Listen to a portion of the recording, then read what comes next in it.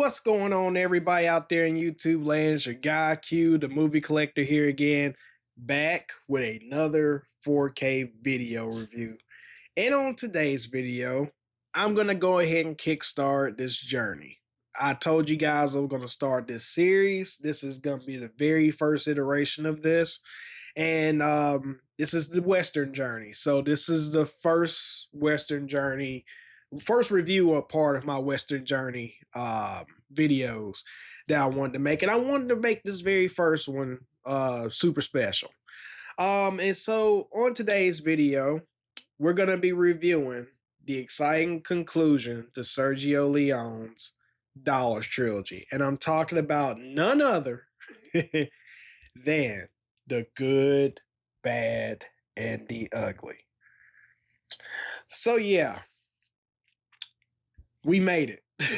We made it to the third film in the trilogy, and I've got nothing but great things to say. But before I get into my entire thoughts on this film, make sure you guys like, comment, and subscribe to the channel. I want to hear your thoughts below, definitely, as always. And you know, I appreciate every last one of you guys. And more truly than anything else, I appreciate everyone that's been encouraging me to continue this Western journey, because it's been fun. It's been fun. But so Good, Bad, and Ugly. It continues on with Clint Eastwood's journey as the man with no name. In this film, he's referred to as Blondie. And just like with the first two films, you know, you got some returning faces such as Lee Van Cleef. You got him returning, but then there's a new face, which is played by what's his name? Eli Wallach. He plays as Tuco. And I will tell you guys this: I absolutely loved Tuco in this film. I don't know how anyone else feels about his character, but I love Tuco.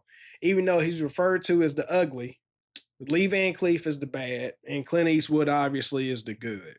Well, anywho, it starts off with not Lee Van Cleef. It starts off with Clint Eastwood and Eli Wallach's characters. Eli Wallach is basically a wanted man. There's a bounty out for him, and so he goes about. The bounty keeps getting larger and larger. So then him and Clint Eastwood devise a scheme to where he gets captured. He goes out. Clint Eastwood captures him, turns him in for the bounty money. And as they're about to execute him, Clint Eastwood is off hiding somewhere where he shoots him down. So that way they could ride off and do the whole process over again. Well, they keep doing it up until the point where basically Clint Eastwood is like, you know, I'm done. I'm done. This is the last one. I'm done. And so Tuco gets captured, and then he escapes because, you know, Clint Eastwood puts him through his paces. He leaves him out pretty much in the middle of nowhere where he has to make way for himself to get himself back up on his feet. Tuco pretty much finds his way back and pretty much does the same treatment to Clint Eastwood, where he leaves him pretty much just grasping for water and stuff like that. And it was just interesting to see the character of the man with no face, seeing Clint Eastwood put into a predicament like that. I thought was pretty interesting. But then you get to Lee Van Cleef's character, which he is, what is he referred to? Angel Eyes. And unlike with A Few Dollars More, Lee Van Cleef, he's a badass, but he's really a really bad guy in this film. And from watching the special features, which I'll get to that later, Lee Van Cleef has always played villains, which I didn't know that. Again, my Western knowledge is about this small, so I'm learning. So he was able to play the bad guy again, apparently. And man, he's bad. I mean, he starts off basically being hired as a hitman, pretty much, to go and kill this guy, get some information, which they're trying to find information about this treasure. Well, Tuco finds out about this too, and Clint Eastwood, while they're out in the desert, I know I'm flip flopping, going back and forth because I'm excited about it because I really like this film. Um, Tuco, basically, while Clint Eastwood still grasps for water, there's like this wagon that comes up where the guy there, everyone's dead on it except for one guy. He's barely holding on to dear life. He tells Clint Eastwood where they can find this treasure. Well, then Tuco basically starts feeling bad for Clint Eastwood, and so he gets him back to health. And then Clint Eastwood is pretty much like, hey, I know where this stuff's at, so let's go. So as they're trying to venture off to get to this cemetery, pretty much where this treasure is hidden, Lee Van Cleef's character is pretty much running parallel with them to where eventually they cross paths. And the amazing thing about this film in particular is that you could tell the budget was pretty high because they make this take place in the middle of a civil war, which they had the budget to do a full scale war in this film, which I thought was pretty amazing. Now, I won't go into further detail about it because I don't want to spoil it for people that's never seen it. Again, I know this is a really old film, but I don't want to spoil it for anyone that's never seen it. But yeah, my thoughts on the film, I very, very much enjoyed it. It was a very exciting conclusion to the Dollars trilogy. And I would recommend this highly for anyone that's in the Westerns. I would recommend this highly for anyone that's looking to get into Westerns. I would even go as far as to say that if you're just now getting into spaghetti Westerns, this is a great start. This trilogy is a fantastic start. Even if you can't get your hands on the Arrow releases that released this year, go out and get the Kino movies. The Kino versions are good too. I would definitely recommend those. This has been a fun ride for me. I've really thoroughly enjoyed it. But I will say, because I know people are going to ask me in the comments, what is my favorite film in the Dollars trilogy? I'll just go ahead and tell you. I love For a Few Dollars More. That's my favorite in the entire trilogy. This is probably my second favorite. The original falls last, even though I love each and every one of the movies in the trilogy just for unique reasons anyway. But after diving into the special features, I found out that this film here is actually a prequel. Because at the very end of the movie, Clint Eastwood dons the poncho and he rides off. And then as he's riding off, if you were to go back and watch for a fistful of dollars, if you go back and watch Fistful of Dollars, he's riding into town with the poncho on. So I thought that was really unique. So I'm going to go back and watch these movies with a different perspective. I'm going to go and immediately jump into A Fistful of Dollars just to get that perspective. I thought that was really unique. Now let's get into the special features. So this comes feature packed. Feature packed. I don't know what the Kino version came with as far as the special features, but man, you get a lot. So let's talk about the packages. So you get the traditional Arrow chunky box here. You get that chunky box, which you have the little slip cover here. And here you go here, and you got that nice little art in the back where you got Lee Van Cleef and Eli Wallach there on the back there, Clint Eastwood on the front, and you get your booklet, you get your poster, and of course you get the case itself, which I've already reversed it because I like to have the theatrical poster art on the outside. So you get the 162-minute international cut, and you also get a 179-minute extended cut. All using the original 2-perf Technoscope negative, which you'll see here, man. I'm gonna show you here. So there's that, and then you get There's the extended cut in 4K.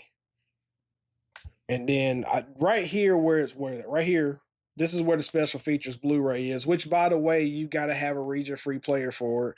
And then you got this other thing that comes with it called Sad Hill um, Unearthed, which I didn't watch this. I'm going to watch it now that I know what this is all about. They give you all of this stuff in this release, man. I really thought this was really nice. They included all of this. It's pretty amazing. So, as far as the special features, you get audio commentary by Tim Lucas on the international cut. Audio commentaries by Sir Christopher Frayling and Richard Sickle on the extended cut. You get seamless branching options to watch the extended cut with the uncut torture scene. That's going to give me a reason to want to watch it again because that torture scene was bad with Tuco and Lee Van Cleef. That was bad. In or without the grotto scene, originally removed after the premiere, theatrical trailers, TV spots, and radio spots deleted, and alternate scenes. And then you also get newly filmed interviews with film historian Fabio Melelli. That was a great watch.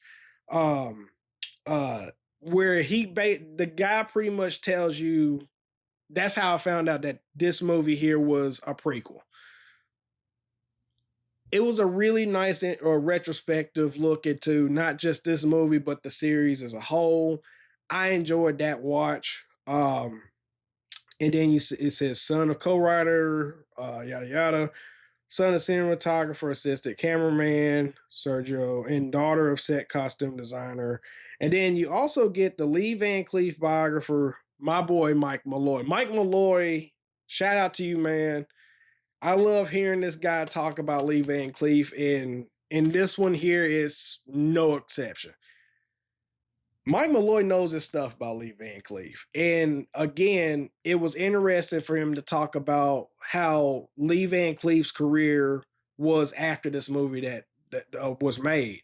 Whereas, like, the parallels of everyone else that was involved in this movie, Lee Van Cleef didn't actually, his career didn't really take off back in the States.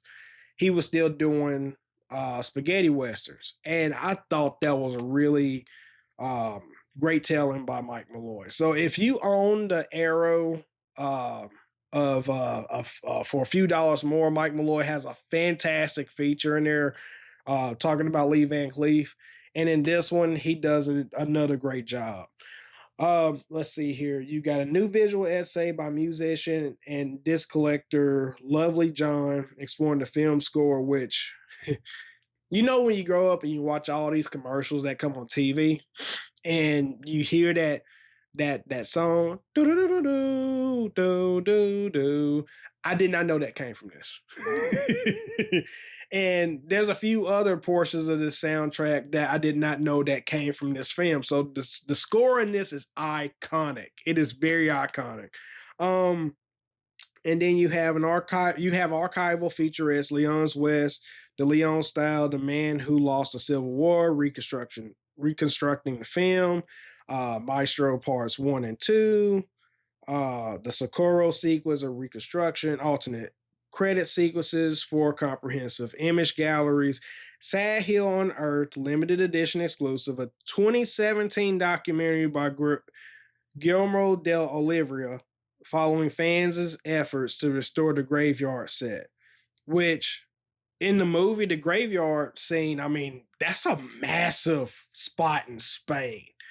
So I'm interested to see them recreate that. I want to watch that, just see how they redone it. I'm interested to see it. I'm pretty sure it was a pretty crazy feat for them, but I definitely want to see this. And it says, with accompanying extras lost in the editing room, the making of the film, the making of the original soundtrack, world premiere Q&A, and Sad Hill in January 2020. But yeah, like I said, this thing comes loaded. It came absolutely packed. Arrow always does a great job with special features, man. I've never owned any other version of this film, but I'm here to tell you, with all the stuff that this comes with, this is the definitive release. Definitely. And if you missed out on this, get the standard version, man. It's worth having. It is definitely worth having.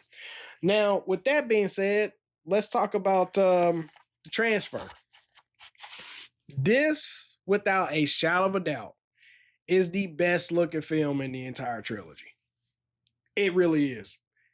This pretty much shows that the focal points of the up close shots, they look better than ever.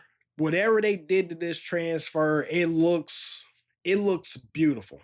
And all three of these movies I would place in my top 10. It's one whole thing. I wouldn't actually place them individually, but one is one whole thing. It's in my top 10 for the best 4K of the year. By far. By far. By far. It's not even close. Um, this does have Dolby Vision HDR as well as HDR10. And the highlights, I mean, there's nice grain. It looks absolutely amazing.